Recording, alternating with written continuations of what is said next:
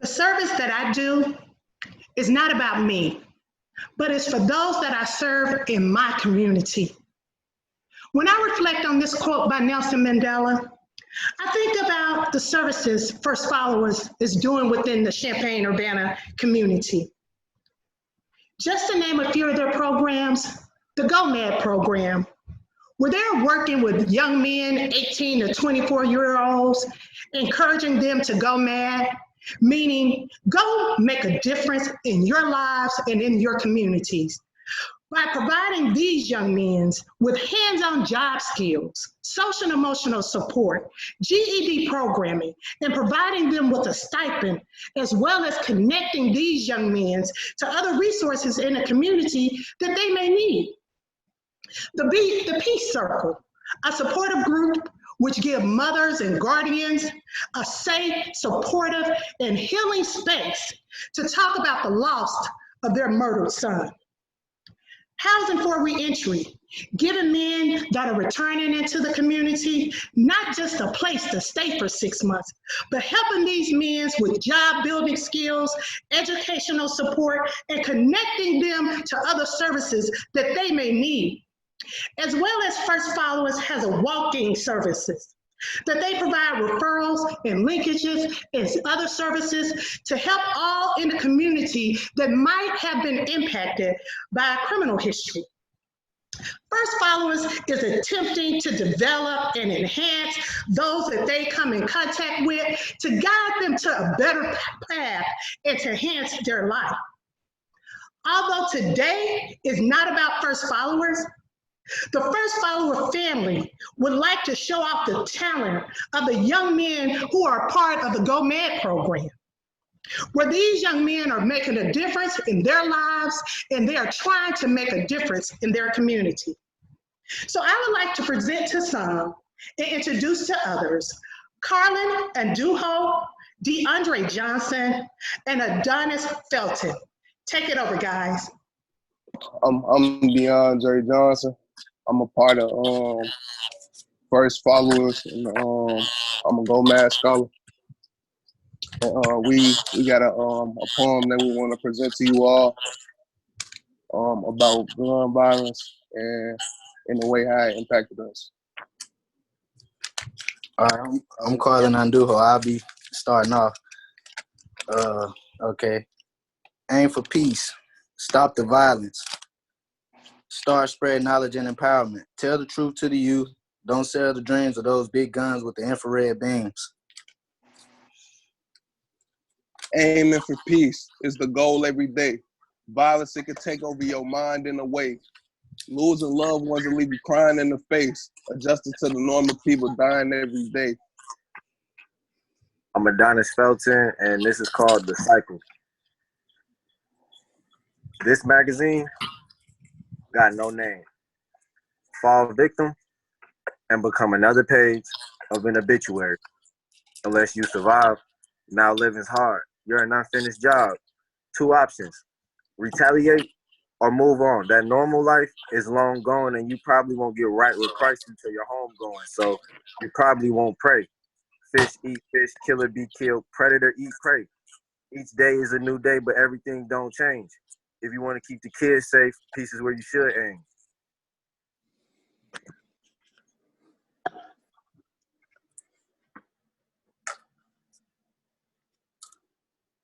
All right, fellas, I appreciate y'all with y'all talents and the words that you have shared with the group.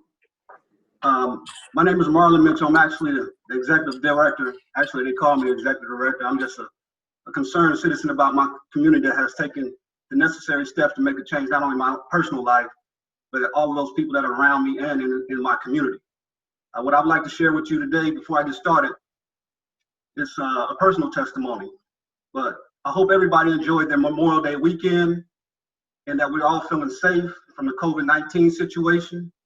I understand people are ready to get out and about, but I just encourage everybody social distancing and just staying safe. So here at First Followers, our mission is to help build strong, peaceful communities by providing support and guidance and hope to the formerly incarcerated persons and the resources for their loved ones through peer mentorship. Regina has already spoken about some of the things that we do, but I'm going to go down the list once again. We have a drop-in center where we help find employment and housing and all the other general public vital needs or other general linked needs. We also have a transition house, a 5-bedroom house where we partner with the Champaign County Housing Authority to house individuals who are returning from incarceration. And last summer, we paid over 500 meals in our summer food service program to a food insecure apartment complexes. Here recently, since the COVID-19 has taken place, we've distributed over 100 healthcare kits to some seniors, children, and persons with pre-existing conditions so that they would have the necessary information and resources. And finally, one of the other things that I'm very proud about is this workforce and personal development skills that we're teaching our young men who have been placed at the margins of a community who may have criminal justice involvement, but they most definitely have not been given a fair shake in life just because of the color of their skin. That's our Gomad program. Now, one of the things that I would like to say, and I just share with you all about, just to set this thing off into context, I would like to share with you all what my weekend consisted of, my Memorial Day weekends consisted of. So I'm gonna share my screen really, really briefly and just take a moment just to kind of soak in.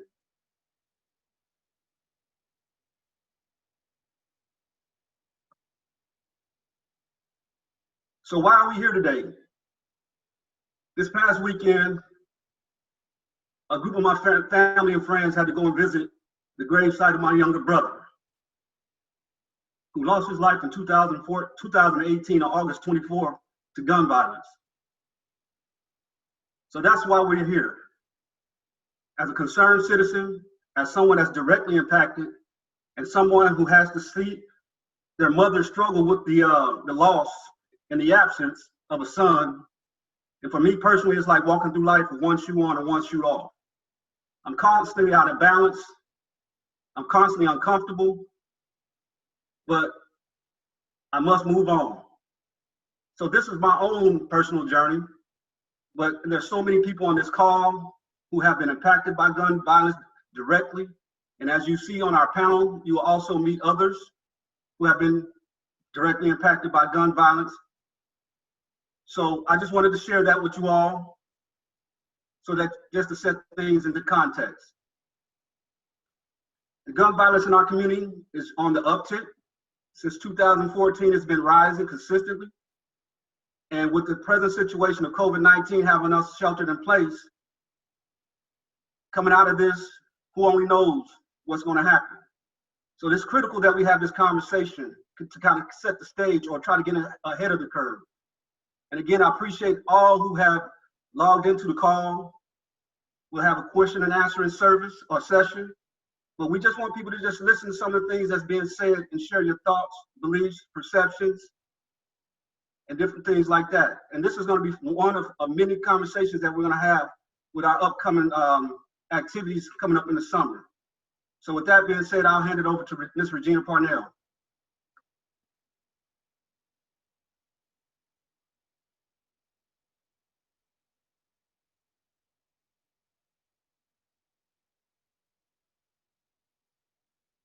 Today is about the young men who have been impacted by gun violence, friends, communities that have been affected by the gun violence, and the voice of a mother who has lost a son to gun violence, and this same mother who's facing the reality of losing another son due to the killing of his brother. Today we will listen to the grief which is the response of the loss of someone or something that has died, that has a strong bond, an attachment, an affection. Yes, we can talk about trauma-informed, but the word trauma is defined as a deeply distressing or disturbing experience. So to me, that's two different words, two different terms. Therefore, I'm asking you not to think about the word trauma, and neither will I use that word. I want you to focus on the grief that everyone on this panel has experienced including me, regarding gun violence and the impact of the gun violence has left us. Because we are discussing the views and the feelings of the panel members, I want to go into this discussion with a no shaming and no blaming attitude. For the focus is the personal experience of each of these individuals that's on the panel. So without further ado, I would like to introduce James Tiger Corbin, who's the outreach coordinator for First Followers, Angela O'Neill, who's a mother who has lost her son to gun violence, Marcel Mcnutt, who's a Gomad alum and an emerging adult within the community, Kariya Mitchell, who's been impacted by gun violence within her family as well as friends, and she's a present graduate of Centennial High School. So Tiger, Yes. why do you think we have a problem with violence in the Champaign-Urbana community? First, I'm gonna say thank you for having me on this panel and this discussion. This is critical, especially at this time of day, just like Marla stated, during this COVID-19. But it's critical. It's critical for several factors. We're dealing with a multitude of situations. Number one, you're dealing with factors external and internal. So external factors are a lack of resources within these communities, such as jobs that pay well. Most people are living check to check. Most of these young guys are not working a good job, especially if they have no education. And if they've been involved, let's say in the school prison pipeline where they have been kicked out of the school, how can they go get a good job? So those are some of the external factors. We're also looking at policy making at the top. That trickles down, policies that says fail these young men and don't allow the work to do. Now, internal factors, we're looking at mental health, we're looking at family trauma. These things are all connected. We're looking at a breakdown of the family unit. A lot of these young men don't have goals.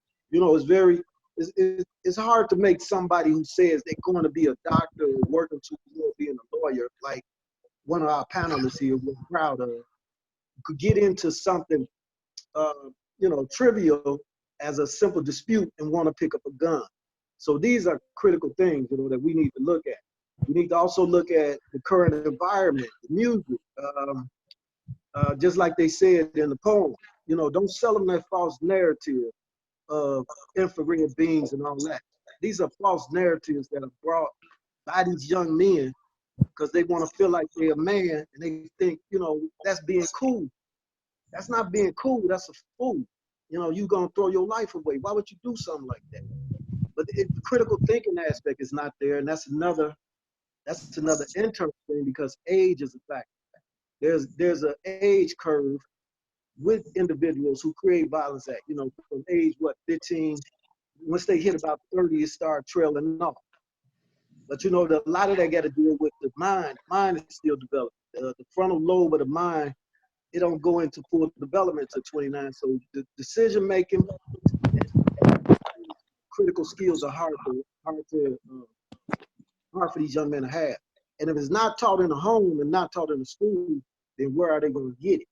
Now I'm gonna clear this up with this. I narrow it down to basically 4 factors: poverty, fear of being they self, fear of being shot.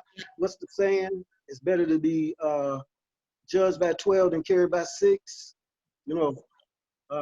Social media, because the social media, if with the AI now and you watching YouTube, it'll feed that constant loop. So if your kid is watching negative things all day, that only feeds that loop. That keeps feeding that. And again, that age factor. So I'm gonna leave it there, and I thank you.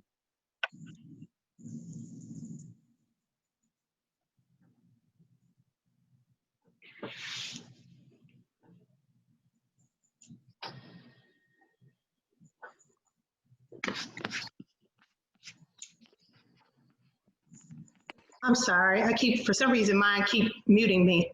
Marcel, would you like to have something to say about why do you think we have a problem with violence in the community? Oh, yes. How you doing, Regina? My name is Marcel Mcnutt. I think violence in the community has raised due to lack of resources, lack of unity, lack of guidance, lack of male figures in the household. All these play a major part in gun violence going on in the community. We got some males out here that are running with younger guys in the community, and they're misguiding them the wrong way.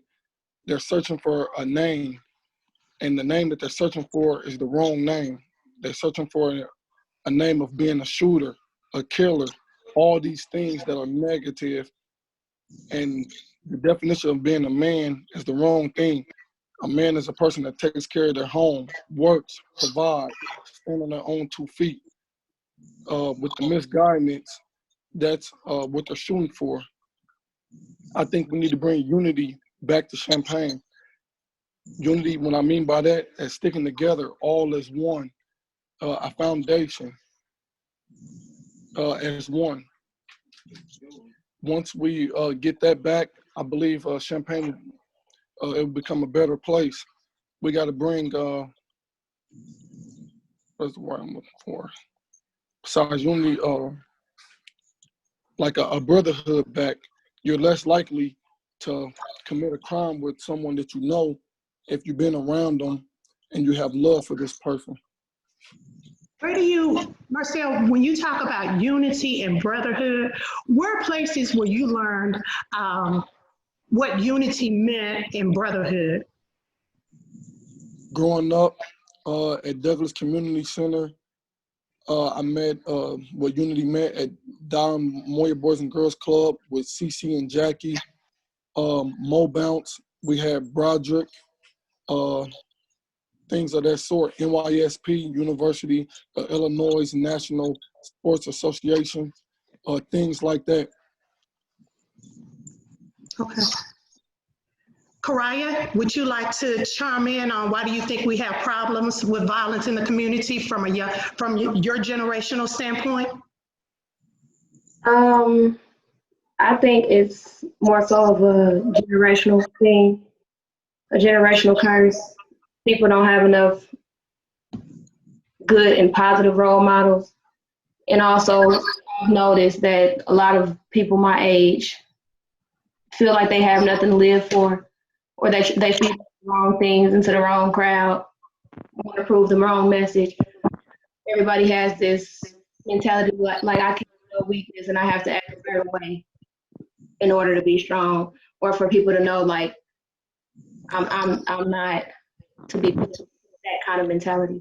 So I think with that mentality is an ongoing thing, and not only that, but everybody is always against the next person.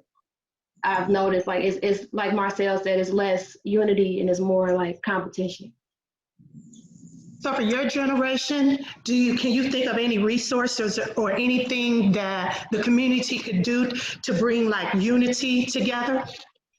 I say broadcast and advertise programs like Gomad and First Followers, and not only do that and shine light on them, but feed into those and work on building more programs like that.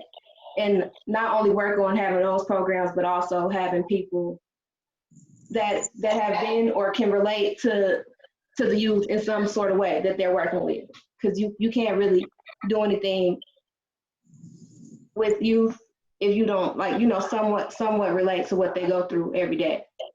So that'll make it more effective, I feel like. Okay. Okay.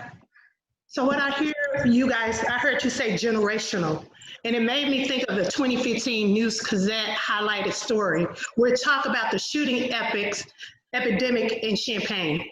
It seemed that this story keeps recycling itself throughout our community. I know professionally and personally, I've been impacted by gun violence. I've worked with some, Terrell Pettis, Elijah Booker, Rakeem Vinyard, Dante Brown. I had professional and personal relationships with these young men. Robert Brown, Zachary Gray, these young men started preschool with my son, played football with them, and had a relationship with him until their deaths.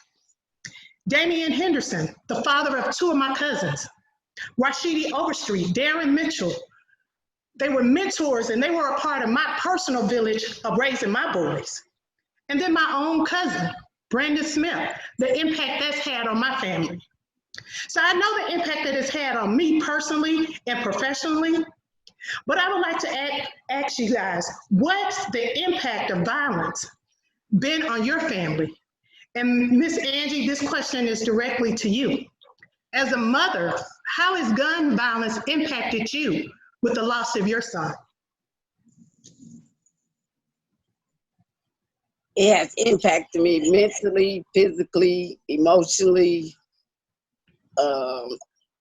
It's overwhelming. You get numb. I go through a lot of ups and downs, cry, you know, and while they out there, the young men's out there in the street thinking it just, you know, they with their street friends and your family being impacted, your sister, your mother. My son, Jeremy O'Neal, who was shot and killed here in 2015 in Champaign County. He left behind a daughter that he never got a chance to see. And she's 4 years old. And she asks now that, you know, she goes to a daycare and she asks her mom, where's her dad at? When she see other kids come and pick, you know, other fathers come and pick their children up from daycare. So, you know, it impacts everybody. I mean, you know, unity is what we need. And that's what, you know, united we stand, divided we fall. And we've been so divided. That's why all our young Black men is falling by the wayside through, you know, stuff like that. So it have impacted me a lot. And I just thank God for First Followers, you know, from letting me come in and making me part of you guys' family and helping me, you know, get through what I had to go through as losing my son here in the community. And they give me strength to help the next mother who has dealt with the same stuff that I dealt with. So it impacts us all. We got to stand together. Marcel, how has it impacted you personally with your friends and families? It's impacted a lot. You know, a lot of people are scared to go certain places or they feel threatened. Damian Henderson, I knew him very well. I grew up with him at Central High School. And, you know, I know the real him. He would never hurt a soul. It's just a lot of hurt and pain going around the town. And it's like a bad virus. It just rubs off on everyone. And I think, you know, if we spread the word and just stay positive, and I can't stress the word positive enough, because the world is based on negativity. Yes. If we keep positive, I believe we can change this thing around. But, you know, it impacts everyone, you know, because in Champaign, it's a smaller city. So everyone knows everyone. If you don't know them personally, you know someone that does know them. So one way or another, it's like we all just hurting each other. How do you deal with the hurt, the grief? How do I deal with the hurt and the grief? Do what I'm doing right now. Talking about it, trying to make a difference, trying to do my part in the community. For the younger ones that I know, I try to set an example with myself of being positive and doing the right thing. I always talk to them and let them know, you know, it's okay to be different. It's okay to be yourself. It's okay to go to college. It's okay to play basketball. It's okay, you know, to be different. You don't have to be like it is in the rap songs. Okay. Tiger, would you like to talk about how violence has impacted your life and your family? Well, personally, you know, I got a bullet in my back. So it left me in a wheelchair. So I'm still dealing with a lot of health issues. And I lost a lot of family. I lost a lot of friends. And you never get over that hurt. You always keep that hurt right here. A lot of what I do is based on, I do it for them who are not here anymore, who can't express themselves. So I put forth this effort for them. But you know, everybody don't know how to turn the negative to a positive. And it just been very devastating on both sides. I got a cousin who still cries after her son, her only son, his life was taken by shooting in the car. You know, she still never got over that. She's is not the same person. So that's how I've been impacted. Okay. I know earlier in the conversation, Marlon talked about COVID-19 has had a big impact and will probably have an impact on communities. It has an effect on the emotional, physical, and spiritual areas of some of our lives. The loss of employment for most who are already living from paycheck to paycheck. The middle class families who for the first time in their lives are forced to figure out how to survive without paychecks, or how could they care for their families. The lack of schooling for those who already were struggling in school, and that gap is widening for them. The social isolation for some, the anxieties for others, the depression for most. It's having a huge impact on all of our lives. But what I want to know, what do you think COVID-19 will have on gun violence within our community? Will it be the same? Will it increase? Will it decrease? Will it have a negative impact, a positive impact? What do you think, Kariya? I personally think it's going to increase because we have a lot of time on our hands now and a lot of freedom. Like with school, it was a set schedule from 8 in the morning to 3 p.m. in the afternoon. So a lot of people don't know what to do with the time that we have on our hands. It just gives a lot of people more time to, get into some trouble. So I think I'm speaking from a youth perspective, just knowing a lot of my peers, I know they're not mature enough or responsible enough to say, okay, well, let's use this time that we have to get involved in something else or put our energy into things like, for example, this panel. So I think it would definitely increase. Are there any services or resources you think that need to be put in place for them, other than that would keep their attention and help alleviate the gun violence in the community and not increase it? Are you saying in general, or are you speaking for like the COVID? Once COVID is when everybody's able to move around freely. I say building and creating programs like that they're interested in. I know a lot of boys like basketball and like to play and everything, but a lot of people are scared to do that. I heard Marcel say that it was a lot of programs when he was younger, like Boys and Girls Club and things like that.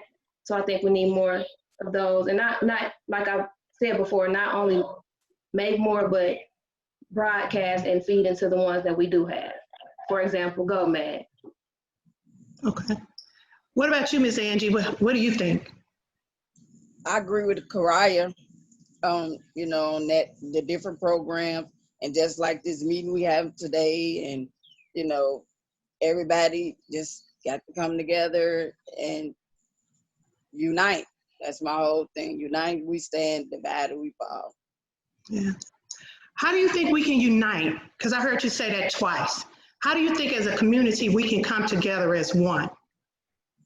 Well, this is right here is a good start, for everybody to hear and feel, what's going on. We are the community. So this right here is a start, and I'm thankful to be on the panel, to be a part of it. And I just say right here, we got to start somewhere. So this is a good start here, along with other programs like Kariya was saying and the other young man was saying.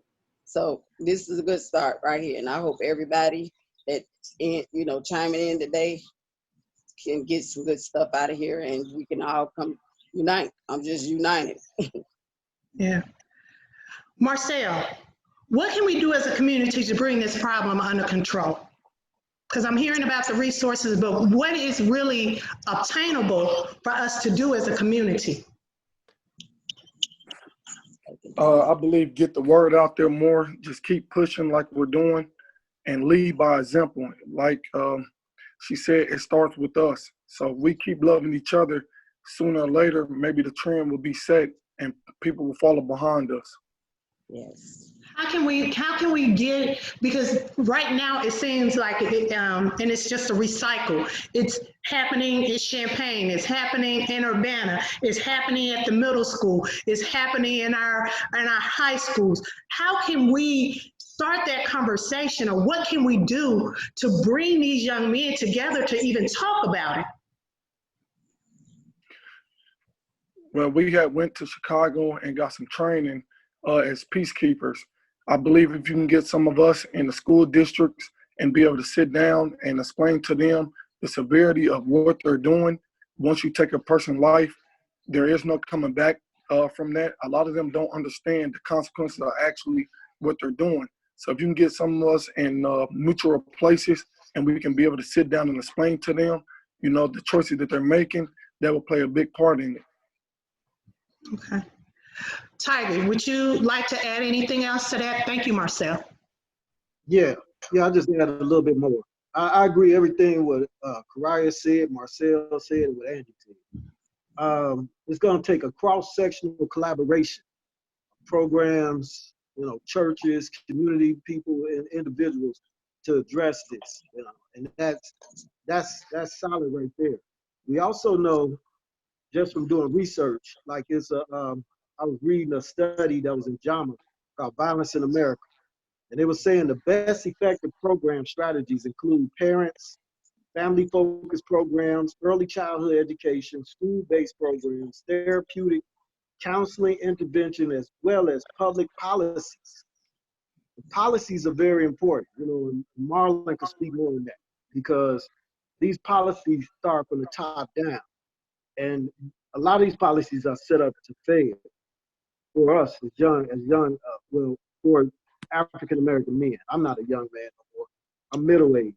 And it's going to take more of us older guys, positive older guys, get involved with these guys' lives and, you know, help them out. Thank you. So, yep. Yeah, thank you. And I want to remind everybody, because we're going to open it up for questioning and answering. So if you have a question, please put it in the chat box. But I want to remind you that this is a no blaming, no shaming atmosphere. So I want you to go ahead and put it, if you have a question, let us hear it.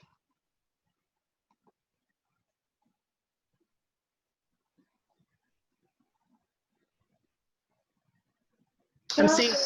I got something else to say. Go ahead. So I'm hearing everybody talk about all of the programs we need to put in place and how everything needs to work. Everybody needs to work together, but I can't stress this enough. For people my age, I feel like we need to be the leaders of everything, because this is our generation. Everybody, the generation before us has already lived their life. They already went through their youth. They're already getting their paychecks. They're already in their career. They already did what they got to do. So when I was talking and spreading the word about this, I was just seeing who would join and who would say something, you know. And most people that I reached out to that responded and actually tapped in are more so of adults than youth. So I can't stress that enough. It's our responsibility, because that y'all can put all of these resources here for us on the street, but it just takes us to actually use them and use them wisely. Like my dad taught me, you can bring a horse to the water, but you can't make them drink. It almost sounds like you're talking about the Children's March, when the young children in Alabama all banded together to desegregate schools because that's what they wanted. And that's a great point, Kariya. It takes the youth to lead us.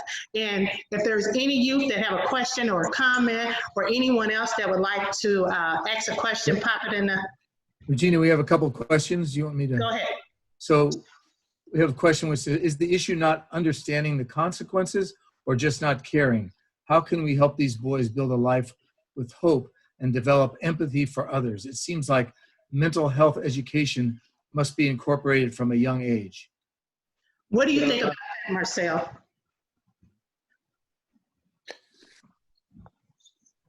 James, can you repeat that again? Sure. Is the issue not understanding the consequences of your actions or just not caring?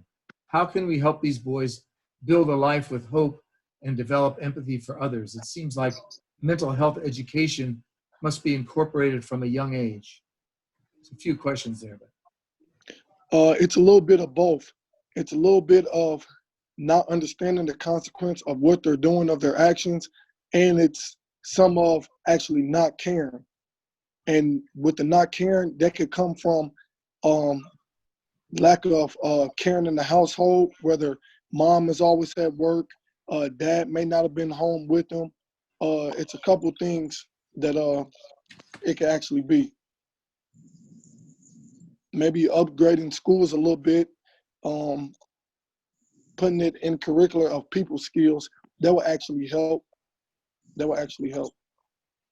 So what I hear you saying, just to be clear, when you say put in people skills, put in skills where they are able to interact and understand what the young men are going through. So being able to gain an understanding of how to interact with them instead of not knowing what's going on with them. Is that what you're saying, Marcel?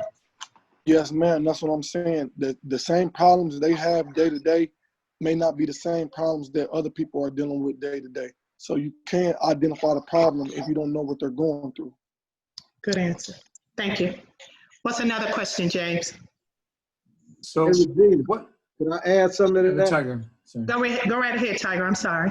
If you want to add something like life skill training, and we try to do that in our program with the young men.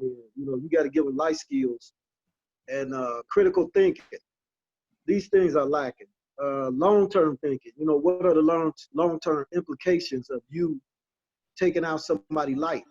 Maybe you honestly think you're gonna get away with it, or I mean, you know, how long can you run? So these things need to be all addressed as well. And like Kariya said, we could put these programs out there, but you know, you could take a horse to water, but you can't make him drink. So he or she has to be ready internally to accept these changes entirely. I don't think fear works. We can't use fear because they already know they'll go to jail. That's not working. Fear is not working. So we need to use other tactics to help them build up where they see themselves in society. You know. Okay. And I also say, go right ahead, Kariya. I say put a curriculum in school that teaches you about these things.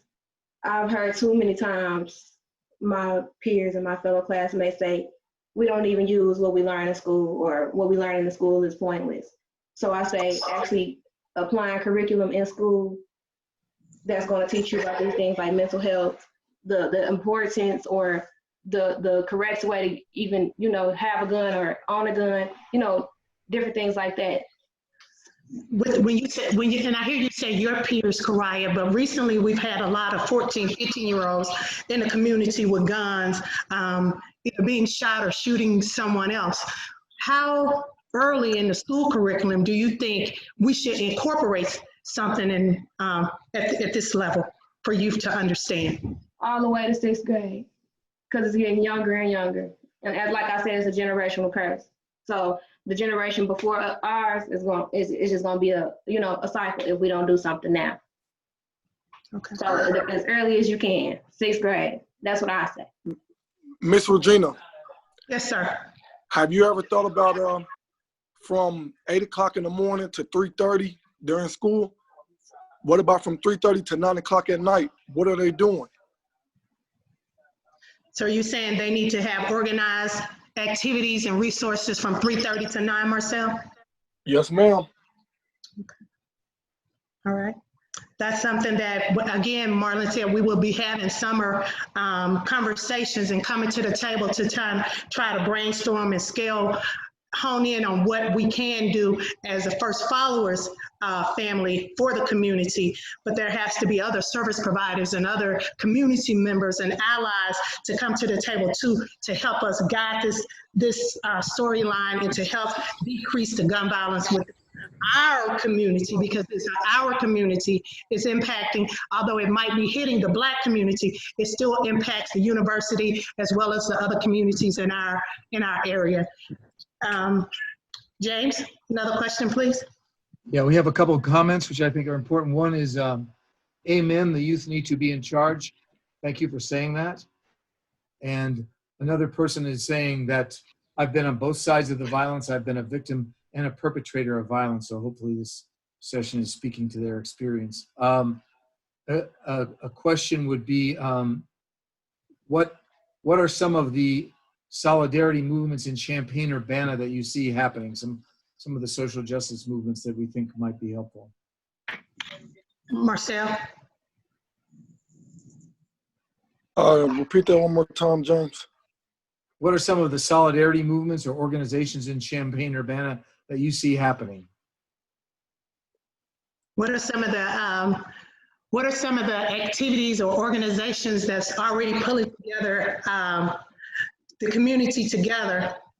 Have you seen any of those? Have you seen any programs that's pulling us together, Marcel?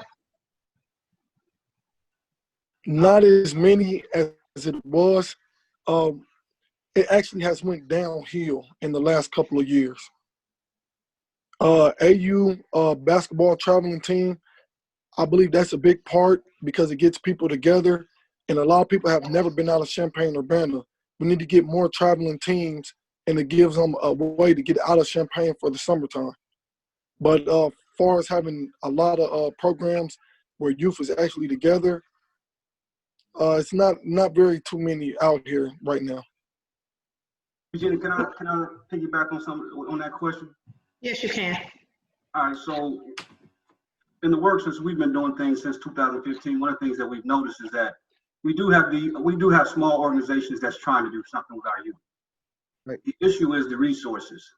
And what I mean by the resources is, it takes a lot of energy and effort from an individual standpoint to deal with youth. And when people are just volunteering their time and they're not getting paid for these services, that's where you get the turnover, where a person might come in, volunteer a few hours, but there's no pay involved with that. So that's problematic on the resource side. Another thing is we're working in silos.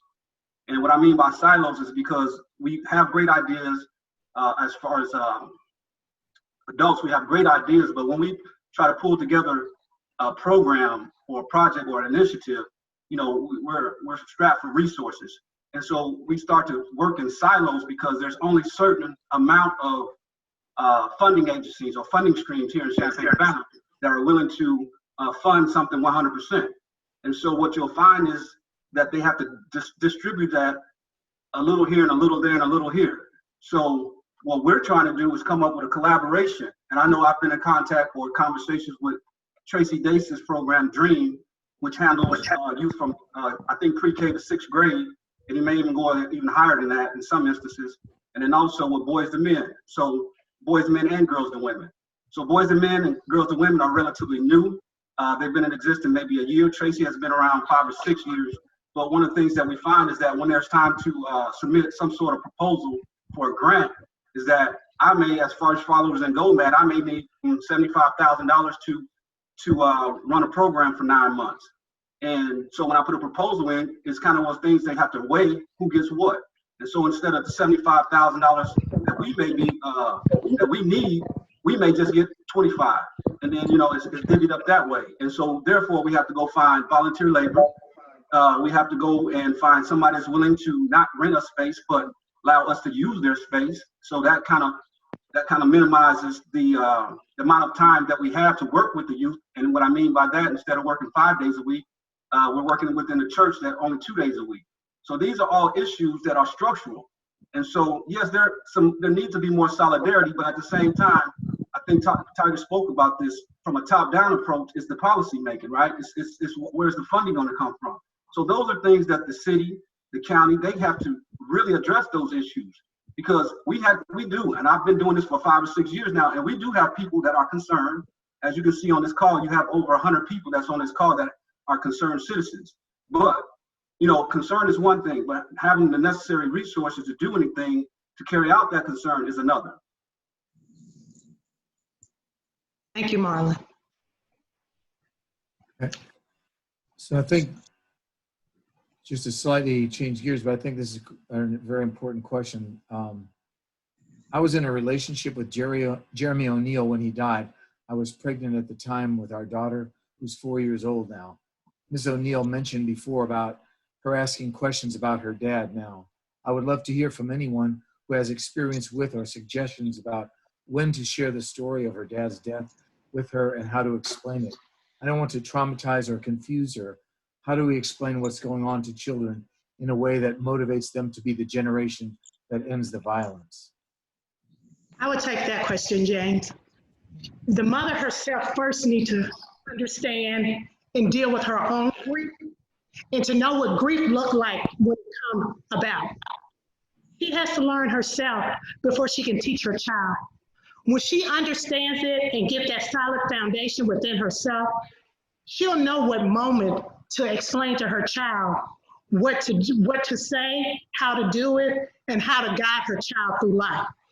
There are programs, mental health programs. She could be a part of the Peace Circle to gain that support to deal with the death of a loved one, as well as there's some other services that we can connect with personally. I can reach out to her and give her the support that she needs. Okay. All right. So another question is, you know, where are the guns coming from?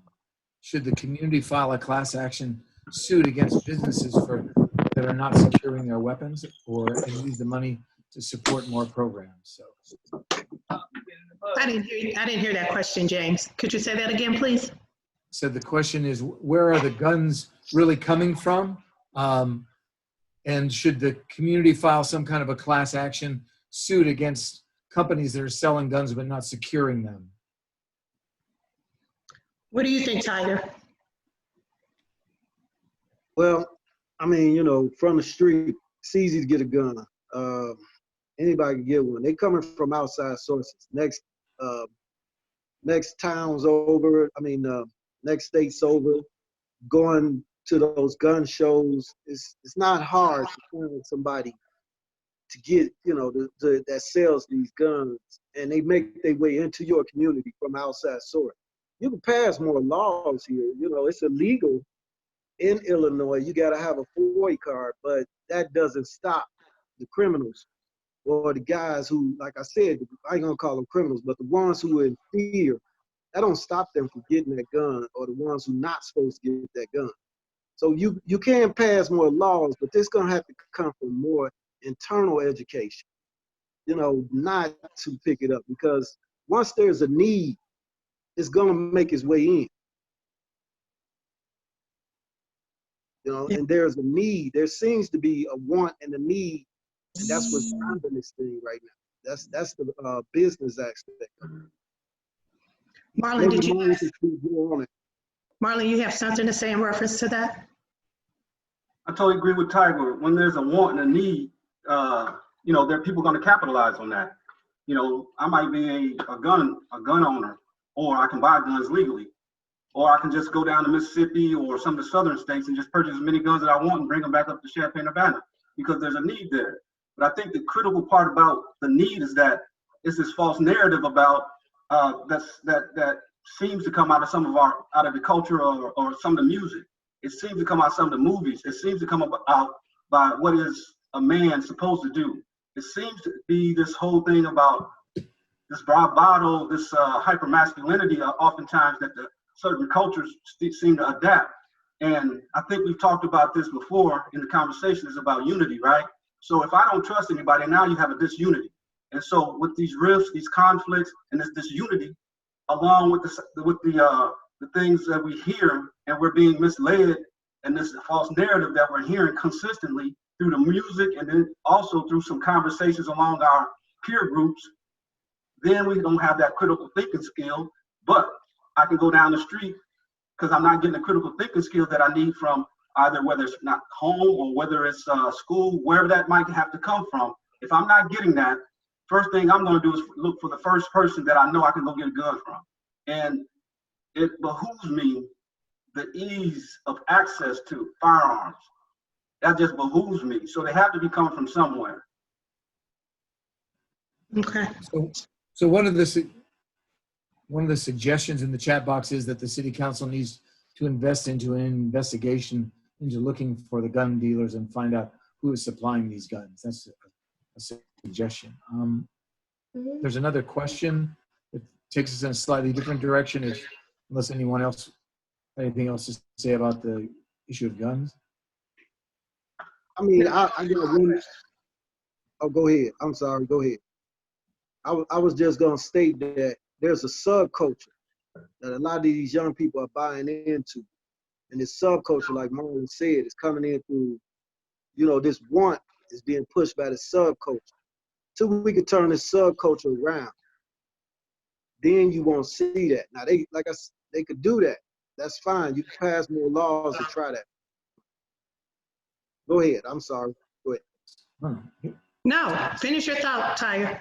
Okay, I thought somebody was trying to speak. But yeah, this fear and what it means to be respect. This how you get respect. Oh man, I'm a hitter, I'm a killer. All that silly stuff, that false narrative that these young men are buying into is killing them. I heard more people died over one state. Don't be no punk. I heard, man, more people have lost their lives over that silly statement talking about, oh man, he ain't no punk. What does that mean, man? What are you saying? Just because he don't want to go there, or this guy chooses not to approach the problem using violence, now you're gonna consider him a punk. What does that mean? And then that weighs in on the individual, and then they react. So we dealing with reactive thinking instead of proactive thinking. So a lot of this is gonna have to come in from us. They can do all that they want to, but a lot of it's just got to start within the household, the community, and the family. That's all. Yeah. So another question is, how can we better use or reevaluate the tens and hundreds and thousands of dollars that are being put forth, community resources that are already in place that are not impacting change in the young men and women's lives in the community, the way we all know that these resources should, especially when they are specifically supposed to be being used directly for gun violence deterrence or bypass that system as a whole. If it's not, what should we be doing if it's not going to be effectively used to the end of the impact on youth? What do you think, Kariya? Like I said before, put all the funds into the programs that are actually reaching the youth. I sit back first row seat and see my dad every day from the beginning to the end, him build Gomad from the ground up, and from where it started and from where it is now. And to my knowledge, he did all that by getting grants from the state. Correct me if I'm wrong, Dad. Actually, it wasn't the state. We received some seed funding from the city of Urbana, but we had to pull in a lot of other resources as far as fundraising and then volunteer labor. And to this day, today we have volunteers that we have to pay for, administrative expenses, because one of the things that we do with Gomad, I make sure that the young men are getting paid, period, point blank. I'll work for free before I take a check. I make sure they will get paid first. And the reason being is because I can't reach them if I can't teach them. I can't teach them if I can't reach them, right? And one way that I can really reach somebody if I give them a stipend. So that's simple math, right? That's very, very simple. That's called an incentive. Most business or corporate structures have incentives, and we fully understand what an incentive is. So again, if we are able to provide, if I'm able to provide number one, a safe space and a payment, then I can also have these conversations around, I think it was somebody in the chat box that I read, talked about a curriculum. And so the curriculum is not the type of curriculum that we're needing to change the mindset of some of these young men is not going to happen in the school district. It's just not. And so what we've created with Gomad is a curriculum that really interrogates who they are, that self-identity. It poses real life scenarios and situations so that they can stop and think about some of these things. Because I think there also was another conversation in the chat box talking about, do they really understand or do they not care? Well, you can't care if you're getting this narrative about what caring really looks like, right? And there's always a flip side to that conversation about consequences. Oftentimes we don't think about consequences when we do things. Only time you think about consequences once you're sitting on that cold bunk and looking at those four walls and you're behind bars. That's the only time you think about those consequences. You don't think about that consequence when, I'm hearing every day that I'm some kind of punk or some guy slapped me in the mouth and now I'm gonna go down to the local drug dealer and pick up a gun from him and he's gonna give him a couple dollars and I'm out here looking for the guy that slapped me in the mouth. Those things are real life scenarios and situations that we pose to the Gomad group. What are you gonna do in those situations, those circumstances? Because the community that we come from, it happens. And we see that it's happening and it's consistently gonna happen. But the only way you can redress that situation is if you put them in situations before that happens so that they can absorb some of these critical thinking skills in a way where they can understand, again, fully understand the consequences, and then they will be able to make a judgment. And I would add to that, once they understand, then it gives them hope. It gives them that understanding. It gives them that road and that direction that there is another way. But they have to be taught those things. Go ahead, Marcel. You're on mute. Right. Marcel on mute? Yeah, he's on mute. James, can you unmute him, please? There's something going on? There's something wrong with his Well, mute. real quick, while you unmute Marcel, another thing I'd like to add what Marlon was saying is we need more individuals to go into those meetings when they decide what it's going to go. A lot of times I sat in those meetings with Marlon, it's just me and Marlon early in the morning. Need to be more community individuals there to put that pressure on and get his money to these groups, Did you get it on YouTube? So you saying the meetings need to be during a time where community members can be involved, or you just saying give the funding to the programs that are working intensively with these young men? Well, I'm saying it's an issue of getting the funding to these type of programs. So we need more bodies in those meetings, more bodies from the community, because this money is directly impacting us, within the community. Where is that money going to? Why is only this amount going to this, but this large amount is going to something else that's not addressing these needs? We need to have it. We're gonna have to have. Let's say First Followers put out a call to go to one of these meetings. We need that thing to show up. We need them to show up in force and say, why is this money not being put there? Because you see, the money coming in through block grants. It's there. We just need to. It's not being directed right. Can I also add something that, Regina? So about a couple of years ago, the Community Coalition, Champaign County Community Coalition, put together a workshop where it was a brainstorming session, which turned into a needs-based assessment. So they had it broken out in different categories. One of the categories was the age group that had these services.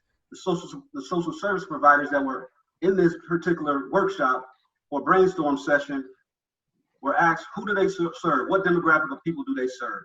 Through age, and I think gender as well, or something like that. But one of the things that was a gaping hole was that there was no social service providers as a part of the community coalition through this needs-based assessment that addressed 18 to 24-year-old Black men. So I said that to say this. We know where the issues are. We know where the gaps are. We know that there's money in the community. Champaign-Urbana is not broke. We know all of these different things. So we have to ask ourselves an honest question. Why is that so?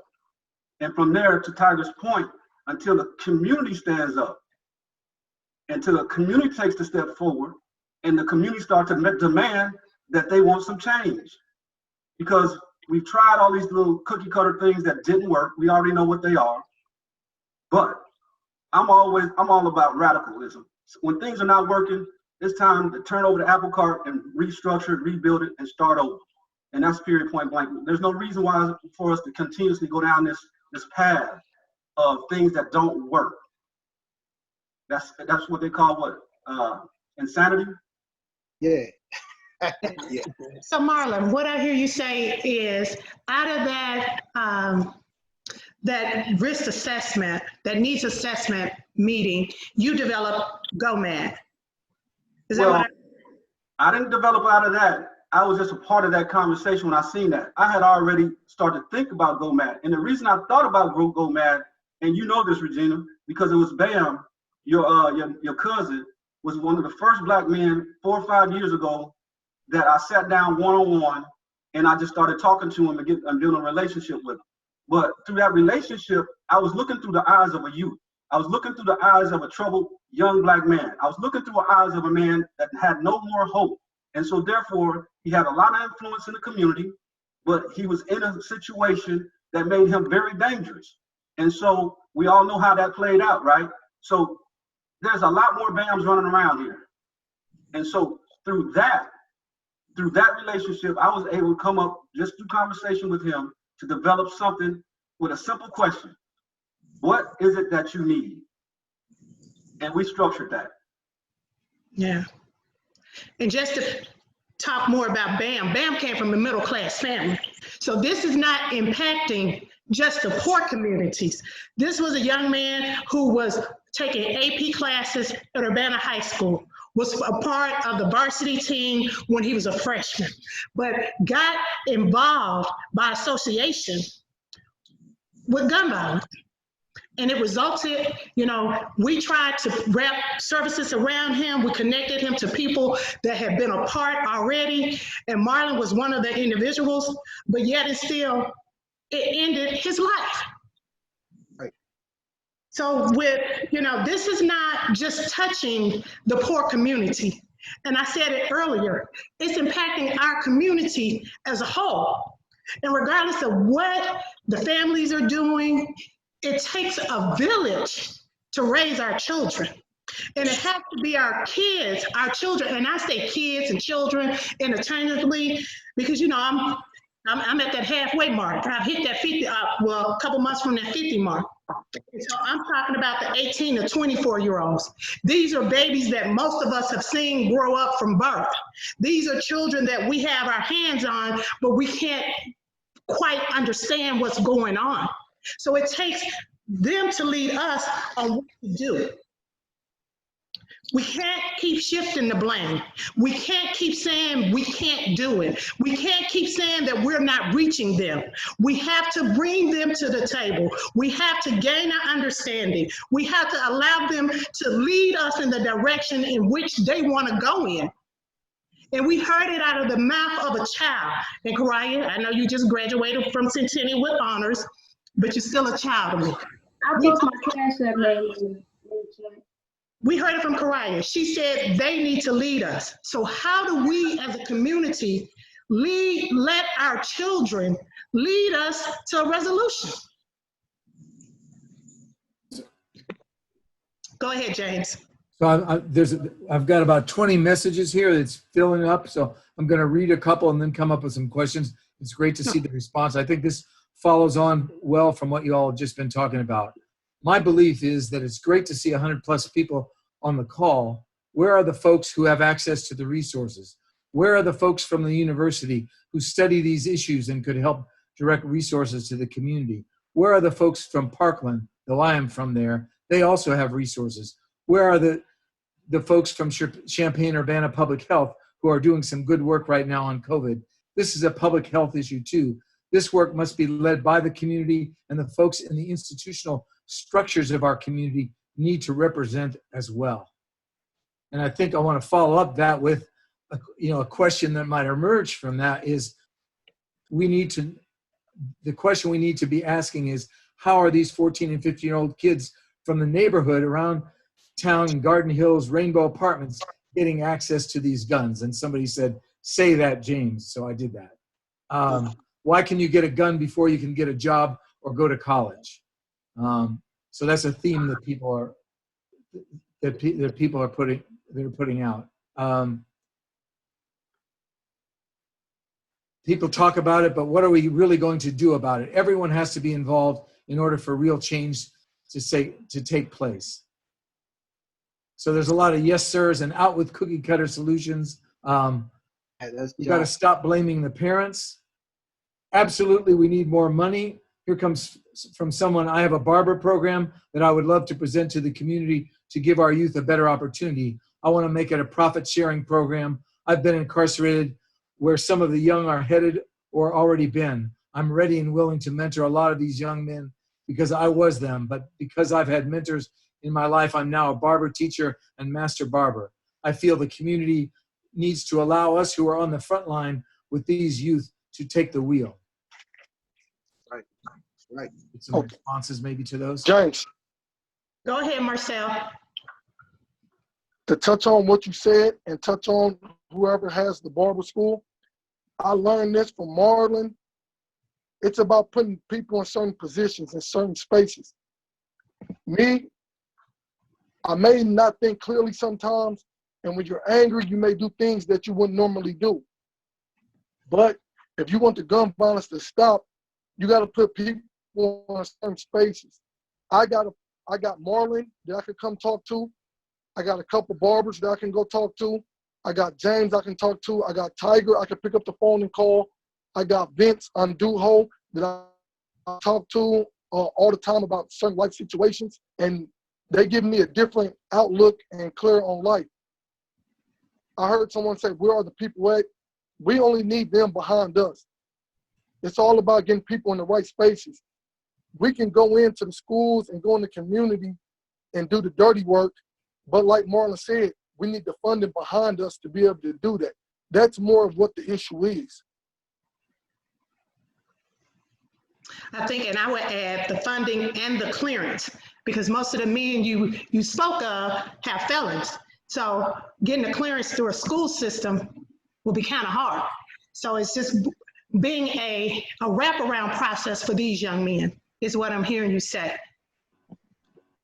And I saw somebody ask who the barber was. I think that's Carlos Harvey who said that. I know he recently became a licensed barber, a master's barber, and I know he's trying to start a school. So I think that was Carlos Harvey on First Street. I can't remember what the name of his barber shop is. If he wants to type it into the Zoom, we can do that. Here's another suggestion which might follow up on that. What if the older kids help develop programs for the younger kids and then actually had those programs funded? I can speak on that. Go ahead, Mark. So that's kind of our model with the Gomad scholars. First of all, it's personal development, meeting them where they are and learning who they are, building a relationship with who they are, and then also supplying them with the necessary tools that they need to become leaders in the community. And so what we have planned for them is to partner with the Youth Build program, that just the newly acquired Youth Build program here, to kind of bring them along. Because what's very, very, very important about all of this is this. Peer-to-peer mentoring is a great opportunity for leadership and then also building relationships. So when you talk about the disunity that we have, you have to put people in places so that they can trust each other. But if you don't create that safe and that brave space, you're gonna have problems like this. You're gonna have me against you. You're gonna have all these different things. But that's how the youth think. But if you put them in places where, okay, I know a little something, I went through this training, let me see what I can do. And I got this guy over here who's about my age, same age group. Hey man, let me show you how to do that. Let me show what I learned. And then that's that peer-to-peer networking. But at the same time, you're building a camaraderie and unity. And that's what we need. That's what some of the things that we're missing here. Good point. Thank you, Marlon. Is there another question, James? Oh, there's a lot more. But Oh, okay. I'm going to give you a couple more comments. And there's too many community resources in place for us to just continue to disadvantage our single mothers and broken blended families that are struggling. And let's start to bring them to the table too. And there's another.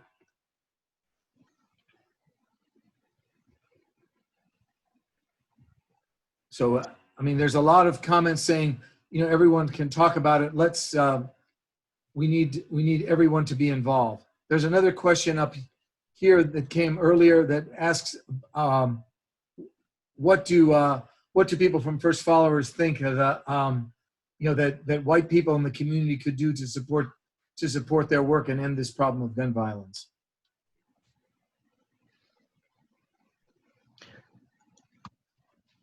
I will start out by saying, before I ask one of the panel members to say, I don't think it's a white-black issue. This is a community issue. We as a community need to come together to volunteer, to support our community children. Because when our kids go into a school setting, they're our children. It's not a black child, it's not a white child, it's not an Asian child, it's a group of students. So we as the community need to stop thinking black and white, although it's impacting the black community, but come together as one and take that unit, that not togetherness out of the equation. Would anybody from the panel like to speak on it? Marlon? Marcel? I think you did a great job, but I'll just say interpersonal violence directly stunts economic development. So that's all of us. Increases inequality and erodes human capital. When we lose two of these young men, because you losing one to death or other factors, and you losing the other one to the system. That's human capital that's gone. So we need to look at this thing just like Regina said. This is affecting all of us. That when one of those guys go to jail, what's that, $40,000, $50,000 annually? You know, that money could have been put into, you know, helping out a program or something, man. Why is all this money going there? And, you know, I sat in on some of these, even the decision making to send these guys to jail, when they send them away, locking them away for double-digit time. That cost us, you know, that cost. So I say as white and black together, we need to really, we need to come together and understand how this is impacting us. Because you can't lock everybody up and use that fear to say this gonna cure the problem. You know, we gotta address this issue from the standpoint of it's affecting you. You can't just lock your way up out of this. Yeah. It's like having a homeless program or a truancy program or these other gifted programs that's in the school systems. We're not looking at color when we're saying we got homeless youth in our community. We're not looking at color when we're saying that we have youth that are truant. We shouldn't be looking at the fact that this gun violence has a color. Because a gun and bullet does not have a color. I see somebody talked about a young white male named Scotty that got killed. The youth are so, the community is so at an uproar with gun violence that we can have an incident like these other cities in Florida, where the young man walked into school with a gun and killed everybody. That wasn't a color, that was our children. So I want you to think of it as, these are our babies. These are our children. One incident can tear up our whole community. So us coming together today on this panel is to talk about how we can decline the gun violence, how we can reach our young people and give them the stability that they need to make critical decisions, how we can help the mothers who are hurting to heal, to be able to go out into the community, to help other mothers to help other mothers understand how important it is to reach their babies, how to work with other community providers to come together at a table so we can talk as one and not worry about who's getting what funding, but we're all getting a piece of the pie. You know, come together as one, as unity, not as black and white, but as a community. Is there any other questions, James? I think there's more questions than we can handle. That's good. But I think there's a number of calls here for people to basically say, because this is a small community, because everyone knows each other, adults need to show love to all these children, stop looking down on them. I think a lot of these gun violence issues come from people who feel unloved and rejected. As Marcel said, if we build a brother and sisterhood, then maybe people will be reluctant to shoot or kill someone they love. Yeah.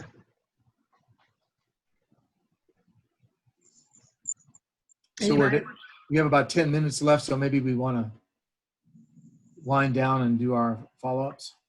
Okay. Again, I want everybody to understand that this was personal opinions, personal feelings, and impacts of how gun violence has affected not only the panel and Marlon, but me as well. So if we said anything, remember this was a no blaming or no shaming atmosphere. We have to come together as a community. I know I don't live in Champaign-Urbana anymore, but I'm still strongly connected. I'm still working with programs like First Followers, Urbana Neighborhood Center, DREAM, the program Wayne Turner has. I still have a lot of strong connections with agencies. I still have a lot of strong connections with families. Just the other day, within 40 minutes, I talked to one of the mothers whose son had killed someone, and within 20 minutes of that conversation, a mother who had lost a son to gun violence called me. So I'm not here to not be a part of your community. I'm still a part of the Champaign-Urbana family. I have my son, my granddaughter, and a lot of personal family members and friends. So again, this was a no blaming, no shaming panel to get the conversation started, to start to heal our community and bring our community together to help guide the youth to settle some of the gun violence within our community. Thank you, Marlon and James, for the opportunity to lead the panel. I appreciate you. No problem. So what I would like to do is just to wrap this up. I think we have maybe about 10 more minutes. First of all, I want to thank everybody for chiming in. First of all, attending, but all the rich conversation that was going through the chat box. I think, just reading some of the comments, I think there's no question that everybody has skin in the game. I can see that. And that's one of the reasons why we put this panel together, because we wanted to highlight two things. One is people who have been directly impacted, and number two, to come up with some strategies to involve the youth, because the youth are the answer. Now, as far as people that's directly impacted, the reason why we wanted to have their voices highlighted and centered is because oftentimes in the places I go of elected officials and different things like that, all these different types of meetings, we don't have the people who are directly impacted in the room. So I've always told all my mentors, if you're not a part of that meeting, people are making decisions about your life without you even having a voice in that. You have to have a voice. I think I read something in the chat about grassroots movements. This is what this is, grassroots movement. We have to knock over that old way of doing things, invert it to a point where it's bottom up, not top down. And that's one of the things that First Followers pride themselves on, is to be a community-based grassroots organization that provides voice of those who are directly impacted in whatever issue or situation or challenge that we have. I don't know about you, but I don't want anybody making a decision about my life without asking me, what do I need? What are my thoughts? Where do I go from here? I just can't deal with that. But I want everybody to think about that, because I also see in the chat where it's talking about community stepping forward. And that's what we need to do. We need to step forward as a community. And we need to start to put pressure on the powers that be to make some changes, the change that we want to see. Kariya has said it. I've also talked to the Gomad students for the last 9 months about what is it that you all need. And so they want to be heard. They don't have a platform outside of social media.